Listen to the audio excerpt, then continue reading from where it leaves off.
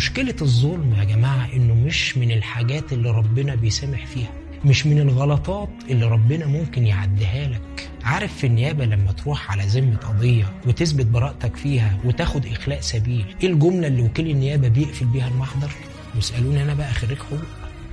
وكيل النيابة يا سيدي يقول لك يخلى سبيل المتهم ما لم يكن مطلوبا على ذمة قضايا أخرى. أنت كمان يوم القيامة حتى لو ربنا سبحانه وتعالى قرر يعفو عنك ويسامحك على كل غلطاتك في حقه، هيقول لك يخلى سبيلك بس بشرط ما تكونش مطلوب على ذمة قضايا أخرى، ما تكونش ظالم حد، مش هتمشي غير لما يسامحك أو ياخد حقه منك.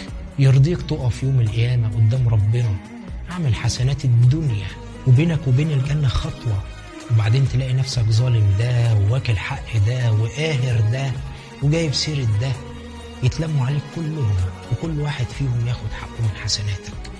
تخلص حسناتك يشيلوك من ذنوبهم، وفي الآخر تطلع خسران. في خيبة ممكن الإنسان يخيبها أكبر من كده، في جريمة ممكن يرتكبها الواحد في حق نفسه أكبر من إنه يشيل أكبر مادة في حياته عشان خطأ ساذج.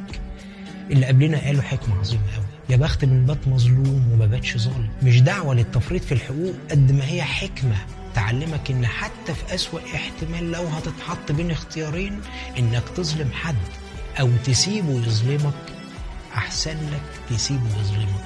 خلص حساباتك من دلوقتي.